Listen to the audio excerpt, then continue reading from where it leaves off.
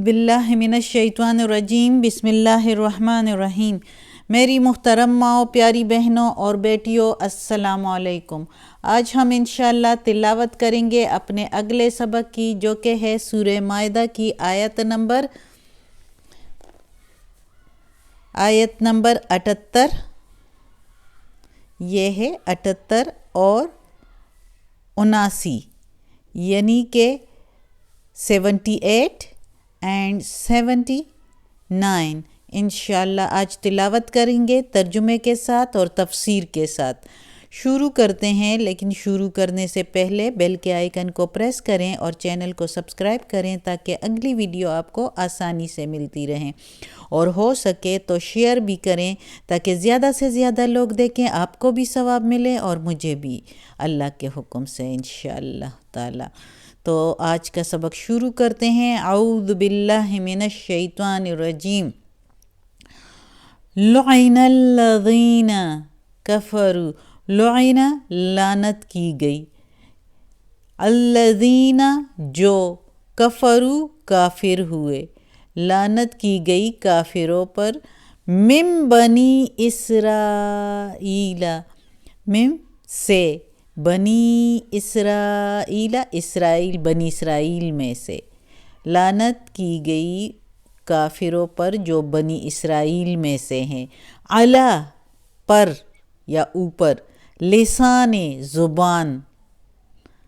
داؤد داؤد علیہ السلام کے، وعیسیٰ اور عیسیٰ ابن مریم مریم کے بیٹے عیسیٰ علیہ السلام پر کے زبان سے، لعنت کی گئی کافروں پر جو بنی اسرائیل میں سے ہیں، یعنی جنہوں نے شرک کر دی تو وہ کافر ہو گئے بنی اسرائیل والے بھی، اوپر ان کے داؤد علیہ السلام اور عیسیٰ علیہ السلام کے زبان سے لعنت کی گئی۔ عیسیٰ ابن مریم، دیکھو ادھر پھر ابن مریم کہتے ہیں، عیسیٰ مریم کا بیٹا ہے۔ ذالک یہ، بما بسبب اس کے، عصوا نافرمانی، وکانو اور تھے، یعتدون حد سے بڑھنے والے، یہ بسبب اس کے کہ وہ نافرمان تھے اور تھے وہ حد سے بڑھنے والے۔ اس سے حد سے بڑھنے والے اور کیا ہوں گے؟ جو اللہ پر جھوٹ بولتے ہیں، نعوذ باللہ، جو اللہ کی کتاب میں چینجنگ کر کے ان کو ذرا بر بھی ڈر نہیں لگتا کہ اسی وقت اللہ کچھ بھی ان کو کر سکتا ہے۔ اسی لیے تو بہت سے لوگ ان میں، ان کی شکل اللہ نے بندر بنا دی اور کسی کی شکل اللہ نے سور کی بنا دی، استغفر اللہ، کہ اس طرح کے کام کیا کرتے تھے۔ تو خود اللہ تعالیٰ نے کافی جگہوں پر بتایا ہے کہ ان کو جو ہے اللہ تعالیٰ نے عبرت کی نشانی بنا کے بندر بنا دیا۔ تو یہ جو ہے حد سے بڑھنے والے تھے، اللہ تعالیٰ نے کافی ان کی جو ہے ان پر کافی نعمتیں نازل فرمائی، بنی اسرائیل پر اسپیشلی، ادھر بنی اسرائیل کی بات ہو رہی ہے، تو اللہ تعالیٰ کہتا ہے کہ ان کی نافرمانی اور حد سے بڑھنے کی وجہ سے اللہ تعالیٰ نے اتنے بڑے جلیل القدر پیغمبر کے منہ سے، کے زبان سے، یعنی داؤد علیہ السلام کی زبان سے اور عیسیٰ ابن مریم کی زبان سے جو ہے ان پر لعنت کی گئی، اور اسی لعنت کی وجہ سے وہ ساری عمر، کوئی تو ان کی شکلیں ہی اللہ نے بگاڑ دی دنیا میں اور پھر وہ مر گئے، اور کوئی جو ہے وہ ابھی تک اس حال میں ہیں کہ آگے ہم پڑھیں گے کہ وہ ابھی تک ان کے دل میں جو ہے وہ حسد اور بغض، جو اللہ نے ان کو بتایا ہوا ہے ان کے قرآن، ان کی کتاب میں ہے کہ کیا صحیح ہے کیا غلط ہے، اس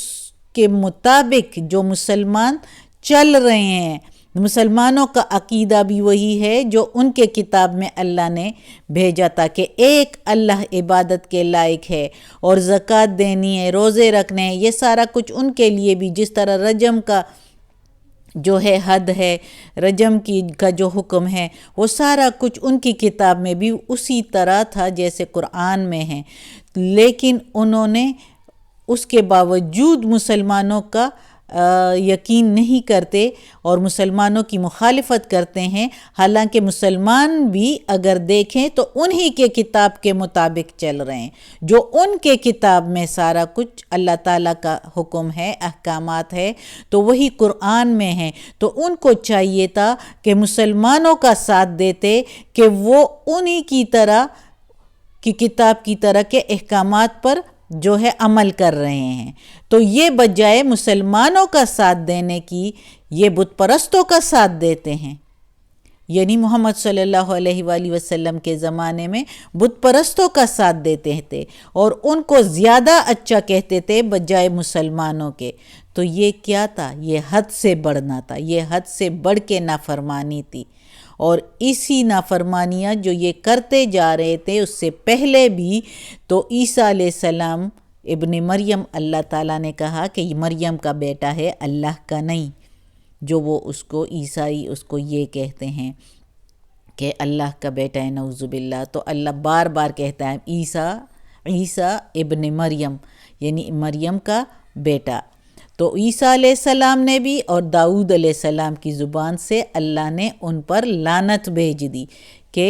یہ ملعون ہو گئے، اور اسی ملعونیت کی وجہ سے کچھ تو ان کی شکلیں بگڑ گئی اور کچھ ایسے ہو گئے کہ ابھی تک راہ راست پر نہیں آ رہے۔ یعنی محمد صلی اللہ علیہ وآلہ وسلم کے زمانے میں بھی مسلمانوں سے، اور جس پیغمبر کا وہ دعویٰ کرتے تھے کہ آئیں گے تو ہم پھر بتائیں گے آپ لوگوں کو، کافروں کو اس طرح کہتے تھے، بت پرستوں کو اس طرح کہتے تھے، لیکن جب وہ پیغمبر آ گیا محمد صلی اللہ علیہ وآلہ وسلم تو خود اس کی جو ہے نافرمانی کرنے لگے، خود اس کی ان کی مخالفت کرنے لگے محمد صلی اللہ علیہ وآلہ وسلم کے، اور ان کے صحابہ کرام رضی اللہ عنہ کی مخالفت کرنے لگے اور کہنے لگے کہ یہ وہ پیغمبر نہیں ہے، نعوذ باللہ۔ تو یہ حد سے بڑھنا ہی ہو گیا۔ تو اللہ کہتا ہے کہ اسی نافرمانی اور حد سے بڑھنے کی وجہ سے ان پر لعنت کی گئی اتنے جلیل القدر اور بڑے پیغمبروں کی زبان سے، کہ وہ اسی قابل ہیں کہ اس طرح کرتے ہیں، اور بھاگ بھاگ کر بت پرستوں سے دوستی کرنا اسی لعنت اور اسی پٹکار کا اثر ہے، جس نے انہیں خدا کی رحمت سے کوسوں دور رکھا، پھینک دیا، کئی دور، بہت دور جا کے پھینک دیا اس اللہ کی رحمت سے، اسی نافرمانی اور حد سے بڑھنے کی وجہ سے۔ اگلی آیت میں ہے کانوا لا یتناہون، تھے نہیں وہ روکتے یا منع کرتے، ان سے منکرین، منکر ہونے سے، یعنی برائی کرنے سے، یعنی کفر کرنے سے، نہیں وہ منع کرتے تھے کفر کرنے سے، فعلوہ جو وہ کرتے تھے، لبئسا البتہ برا ہے، ما کانوا جو کرتے، جو تھے، یفعلون وہ عمل کرتے تھے۔ تو وہ ایک دوسرے کو اس آیت میں اللہ تعالیٰ اب کہتا ہے کہ وہ ایک دوسرے کو منع بھی نہیں کرتے تھے، جو جرم کرتے تھے، نافرمانی کرتے تھے، تو دوسرے جو نہیں کرتے تھے تو وہ بھی ان کو دیکھ کے تو منع نہیں کرتے تھے، بلکہ انہی کے ساتھ ہم پیالہ ہو کے اور ایک ساتھ بیٹھ کے دوستیاں گاڑتے تھے اور منع نہیں کرتے تھے۔ جو منع نہیں کرتے وہ بھی انہی میں آ جاتے ہیں اللہ تعالیٰ کے حکم سے، کیونکہ اللہ تعالیٰ کہتا ہے خود کو تو بچا رہے ہو، اپنے دوستوں کو بھی بچاؤ نا، ان کو بھی منع کرو نا، پھر وہ نہ مانیں تو پھر وہ ان کی غلطی ہے، پھر آپ نے تو منع کر دیا، لیکن جب منع نہیں کرتے برائی سے تو یہ بہت برا عمل ہے۔ اللہ تعالیٰ نے اس کو بہت برا عمل قرار دیا ہے کہ وہ جو جرم کرتے تھے تو دوسرے جو اس کے ساتھ تھے جو نہیں کرتے تھے تو وہ بھی اس کو منع نہیں کرتے تھے۔ البتہ یہ بہت برا عمل تھا جو وہ یہ کرتے تھے کہ ایک دوسرے کے ساتھ اگر ایک کرتے تھے تو دوسرے بھی منع نہیں کرتے تھے، حالانکہ منع کرنا چاہیے تھا۔ سب سے پہلے دوسروں کا خیال، اپنے دوست، اپنے رشتہ دار، دوست اور احباب کا، سب کا خیال رکھنا چاہیے،